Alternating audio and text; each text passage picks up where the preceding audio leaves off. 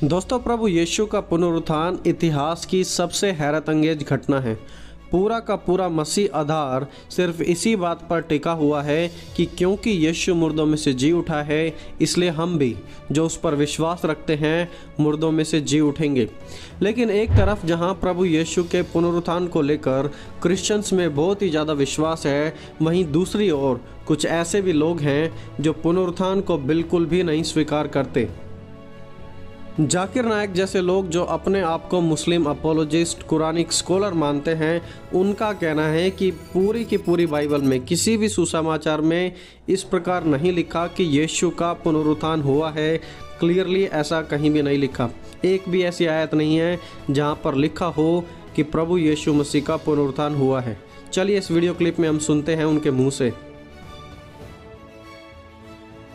And there's not a single verse anywhere in the gospel which says that Jesus, peace be upon him, was resurrected. There's not a single verse anywhere in the gospel which says that Jesus, peace be upon him, was resurrected. Was not a single verse anywhere in the gospel which says that Jesus, peace be upon him, was resurrected. तो दोस्तों, आप साफ तरीके से देख सकते हैं कि जाकिर नायक कैसे हजारों लोगों के सामने ओपनली इस बात को कह रहे हैं कि पूरे सुसमाचारों में एक भी ऐसी आयत नहीं है जहां पर पुनरुत्थान के बारे में लिखा हुआ। और मजाल है कि कोई उन्हें चैलेंज भी कर दे, सब उनकी बात को ध्यान से सुन रहे हैं। तो दोस्तों चलिए अब हम कुछ ऐसी आयतों को पवित्र बाइबल से देखते हैं कि जहां पर क्लियरली प्रभु यीशु के पुनरुत्थान के बारे में लिखा हो, ताकि जाकिर नायक जैसे लोग भी और बाकी मुस्लिम्स भी जो जाकिर नायक को फॉलो करते हैं इन बातों को समझ सकें। मत्ती 27 उसकी 53 आयत, वहाँ पर इस प्रकार लिखा है, और उसके जी उठने के बाद, यानी कि यीशु के जी उठने के बाद वे कब्रों में से निकलकर पवित्र नगर में गए और बहुतों को दिखाई दिए। मत्ती 27 उसके 53 में क्लियरली लिखा है उसके जी उठने के बाद, यानी कि यीशु के जी उठने के बाद।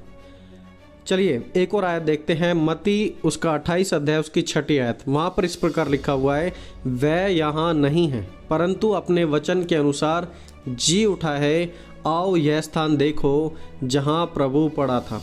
तो यहाँ पर देखिए स्वर्गदूत भी इस बात को कंफर्म कर रहे हैं कि वह यहाँ नहीं है। यहाँ पर तुमने उसे रखा तो था, लेकिन अब वो यहाँ पर नहीं है, वो अपने वचन के अनुसार जी उठा है। और जी उठने को ही हम कहते हैं पुनरुत्थान, इंग्लिश में बोलते हैं रेजुरेक्शन। चलिए एक और आयत देखते हैं, लूका 24 अध्याय उसकी 34 आयत, वहाँ पर इस प्रकार लिखा है, वे कहते थे प्रभु सचमुच जी उठा है और शमौन को दिखाई भी दिया है। और बाइबल की अन्य आयतों में हम पढ़ते हैं कि कैसे यीशु अपने चेलों के सामने प्रकट हुए, कैसे थोमा को दिखाई दिए और अलग अलग लोगों को अलग अलग समय पर दिखाई दिए। इनफैक्ट दोस्तों, मात्र मत्ती के सुसमाचार में ही प्रभु यीशु ने मरने से 3 बार पहले बताया था कि वो कैसे मारे जाएंगे, और यह भी पहले ही कन्फर्म कर दिया था कि वो मरने के 3 दिन बाद जी भी उठेंगे। लेकिन जाकिर नायक जैसे लोग जो सिर्फ जल्दी बोलकर लोगों को कंफ्यूज करते हैं, वो इस सच को कभी नहीं पढ़ेंगे, लेकिन अपने झूठे भाषणों के द्वारा सिर्फ और सिर्फ लोगों को कंफ्यूज करेंगे। तो दोस्तों, अभी हमने देख लिया है कि जाकिर नायक ने किस प्रकार कहा था कि एक भी सुसमाचार में ऐसी आयत नहीं है जो पुनरुत्थान के बारे में कहती हो, और हमने अभी डिस्कस किया है कि ऐसी बहुत सी आयतें हैं। तो चलिए दोस्तों, आगे हम कुछ और बातों को जानते हैं। आगे के इस वीडियो के भाग में हम देखेंगे कि क्या बाइबल से भी हटकर, क्या मसीह इतिहासकारों से हटकर और भी ऐसे प्रूफ हैं जो प्रभु यीशु के पुनरुत्थान को सच साबित करते हैं और इस बात का प्रमाण दे सकें कि यीशु सचमुच मुर्दों में से जी उठा।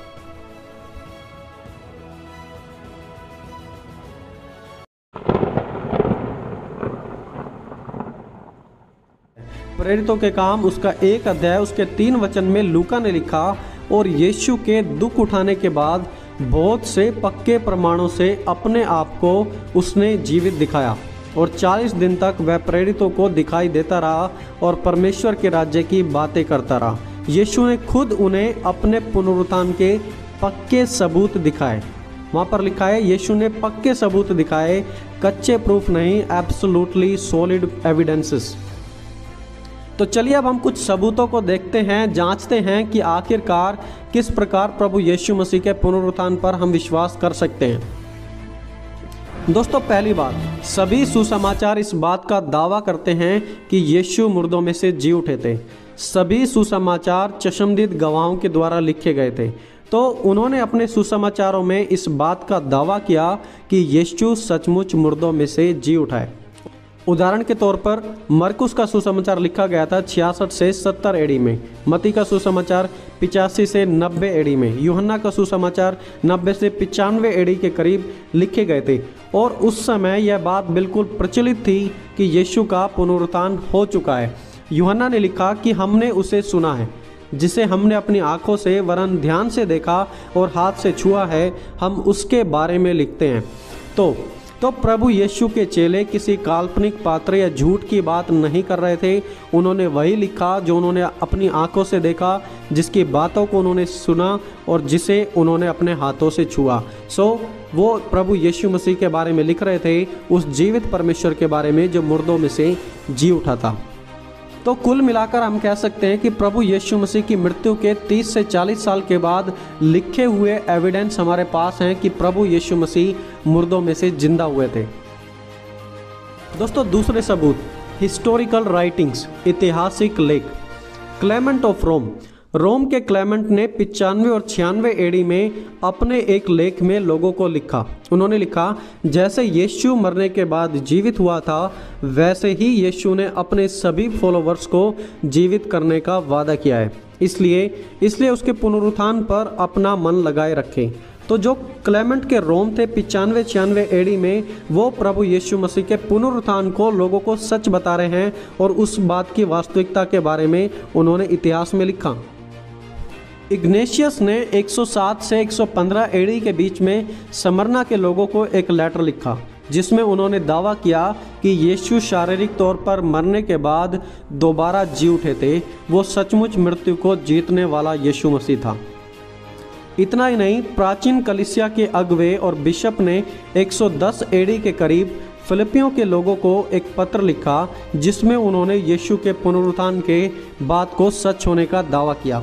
जस्टिन मार्टियर जो कि प्राचीन कलीसिया के एक अपोलोजिस्ट थे, उन्होंने 150 एडी के करीब यीशु के पुनरुत्थान को सच होने का दावा किया। तो हमारे पास क्लेमेंट ऑफ रोम है, इग्नेशियस है, प्राचीन कलीसिया के बिशप और अगुवे हैं, जस्टिन मार्टियर है, जिनकी राइटिंग्स इस बात को बिल्कुल सच साबित करती हैं कि यीशु मुर्दों में से जी उठे थे और प्राचीन कलीसिया के लोगों के सामने यह बात बिल्कुल साफ थी। दोस्तों, तीसरा सबूत, खाली कब्र, एम्प्टी टूम्ब। जब पवित्र बाइबल इस बात का दावा करती है कि यीशु मुर्दों में से जी उठा, तो उससे पहले बाइबल यह भी दर्शाती है कि उसकी कब्र खाली पाई गई थी। प्रभु यीशु की कब्र पर स्वर्गदूत थे और उन्होंने इस बात की गवाही दी। स्वर्गदूतों ने कहा, तुम क्यों जीवित को मुर्दों के बीच में ढूंढती हो। और मत्ती 28 अध्याय में जब पहरेदारों ने यह सब देखा, तो उन्होंने सब कुछ याजकों को बताया कि कैसे वो यीशु जी उठाए। और तब याजकों ने उन्हें चांदी देकर उनसे झूठ बुलवाया कि कह देना कि उसके चेले उसकी बॉडी को चुरा कर ले गए हैं। तो यस, यीशु का पुनरुत्थान हुआ था। पहरेदारों ने भी देखा था, महिलाओं ने भी देखा था, लेकिन पहरेदारों से तो झूठ बुलवाया गया रिश्वत देकर, और महिलाओं ने जाकर उस बात का ऐलान कर दिया। प्रेरितों के काम 2 अध्याय में पतरस ने जब प्रचार किया तो 3000 लोगों ने विश्वास किया। प्रेरितों के काम 2 अध्याय उसके 32 वचन में पतरस का प्रचार था कि यीशु मुर्दों में से जी उठाए। अब देखिए, पतरस यीशु मसीह के पुनरुत्थान का मात्र कुछ ही दिनों के बाद प्रचार कर रहा है। यीशु मसीह की मृत्यु को, यीशु मसीह के पुनरुत्थान को अभी कुछ ही दिन हुए हैं, और उसके बाद पवित्र आत्मा से भरने के बाद पतरस प्रचार कर रहा है और लोग पतरस की बात पर विश्वास भी कर रहे हैं। 1 लोग नहीं, 2 नहीं, 3 नहीं, बल्कि 3-3 हजार लोग यीशु मसीह के पुनरुत्थान को स्वीकार कर लिए और यीशु पर विश्वास करने लगे। अगर यह घटना इजराइल में प्रचलित नहीं होती तो कोई कैसे पतरस की बात को सुनता, क्यों कोई पतरस की बात को मानता। लेकिन इजराइल में लोग जानते थे, उन्होंने सुना था यीशु मसीह के बारे में कि वो मुर्दों में से जी उठा है, और इसीलिए वो उसकी बात पर यकीन करने के लिए तैयार थे। दोस्तों, चौथी बात, यीशु का लोगों पर प्रकट होना। बाइबल में 12 ऐसी जगह है जहां यीशु के जीवित हो जाने के बाद यीशु के प्रकट होने के बारे में बताया गया है। यूहन्ना 20 अध्याय उसके 11 से 18 वचन में यीशु मरियम मगदलनी को दिखे। मत्ती 28 अध्याय उसके 8 से 10 वचन में जब महिलाएं यीशु की कब्र से जा रही थी तो यीशु उन पर प्रकट हुए। लूका 24 अध्याय उसके 13 वचन से हम पढ़ते हैं कि यीशु इम्माउस के रोड पर अपने चेलों पर प्रकट हुए। लूका 24 अध्याय उसके 34 वचन में हम पढ़ते हैं कि यीशु पतरस पर प्रकट हुए। यूहन्ना 20 अध्याय उसके 24 से 29 में हम पढ़ते हैं कि यीशु थोमा के सामने प्रकट हुए और थोमा ने अपनी उंगली भी यीशु के हाथों में डालकर देखी। पहला कुरिन्थियों 15 अध्याय उसके 6 वचन में हम पढ़ते हैं कि यीशु 500 से अधिक लोगों पर प्रकट हुए। तो मान लीजिए एक व्यक्ति झूठ बोलेगा, 2 बोलेंगे, 100 बोलेंगे, पर पूरे के पूरे 500 लोग तो झूठ नहीं बोलेंगे कि यीशु उन्हें सचमुच दिखाई नहीं दिया। क्यों नहीं बोलेंगे? क्योंकि उन्होंने सचमुच नासरत के यीशु को उसकी मृत्यु के बाद जी उठा देखा था और इसीलिए वो कभी इस बात को दबा नहीं पाए। दोस्तों, 5वां सबूत, पिंचास लेपिड। पिंचास लेपिड एक ऑर्थोडॉक्स यहूदी था। ध्यान रखना, ये मसीह व्यक्ति नहीं है, ये एक यहूदी है। और इस यहूदी व्यक्ति ने भी दावा किया कि यीशु मुर्दों में से जी उठाए। पिंचास लेपिड यह यीशु को परमेश्वर नहीं मानता था, सिर्फ और सिर्फ एक भला इंसान मानता था। और इस व्यक्ति ने भी इस बात की गवाही दी प्राचीन कलीसिया के समय में कि हाँ, यीशु की चर्चा उसने सुनी है, उसने इन सब घटनाओं को देखा है। सो यस, गैर मसीह लोगों ने भी ये दावे किए हैं कि यीशु मसीह जी उठाए। अब मसीह लोगों के लिए तो लोग कह देंगे कि वो तो मसीह थे, तो इसीलिए अपनी थियोरीज को, अपने गुरु की बातों को बढ़ा रहे हैं। लेकिन ये लोग गैर मसीह भी थे जिन्होंने यीशु के पुनरुत्थान से जुड़े हुए दावों को सच साबित किया है, उनकी पुष्टि की है इन्होंने।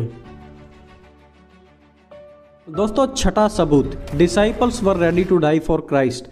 चेले प्रभु यीशु मसीह के लिए अपनी जान त्यागने को तैयार हो गए थे। प्रभु यीशु के अधिकतर चेलों की मृत्यु बड़ी ही दर्दनाक थी। पौलुस का गला काट दिया गया था, थोमा को भाला मार दिया गया था, पतरस को क्रूस पर अपसाइड डाउन लटका दिया गया था। अगर यीशु का पुनरुत्थान एक झूठ होता तो आपको क्या लगता है कि यीशु के चेले एक झूठ के लिए मरते? देखिए, एक झूठ के लिए कोई भी नहीं मरता, परंतु उन्होंने जीवित यीशु को देखा था, उसे सुना था, उसके संग रहे थे और इसीलिए उसकी सच्चाई को मौत भी नहीं छिपा सकी। कोई भी थियरी, कोई इतिहासकार यीशु के पुनरुत्थान को डिस्प्रूव नहीं कर सकता और इसीलिए तो यीशु मसीह आज हमारे विश्वास बने हुए हैं। जो आया मरा वो इतिहास बन गया, जो आया मरा वो इतिहास बन गया, लेकिन जो आया मरा और फिर जी उठा वह हमारा विश्वास बन गया। और इसीलिए आज यीशु के पुनरुत्थान के कारण वो मात्र एक इतिहास बनकर नहीं रह गए हैं, बल्कि आज वो हमारे विश्वास हैं। दोस्तों, आपका प्रभु यीशु के पुनरुत्थान के बारे में क्या कहना है, इसे कमेंट सेक्शन में ज़रूर बताएं। तो दोस्तों, मैं विश्वास करता हूं कि इस वीडियो के द्वारा आपको बहुत कुछ नया सीखने को मिलेगा। आप इस वीडियो को ज़्यादा से ज़्यादा शेयर करें और साथ ही साथ हमने एक नया चैनल भी स्टार्ट किया है जिसका नाम है टीच द वर्ड दीपक। उस चैनल की लिंक आपको नीचे मिल जाएगी, आप उस चैनल को भी ज़रूर देखें। बहुत सारी इन्फॉर्मेटिव वीडियोस वहां पर भी आने वाली हैं। तो दोस्तों, मिलेंगे जल्दी एक और नई वीडियो के साथ। तब तक आप सभी को जय मसीह की दोस्तों।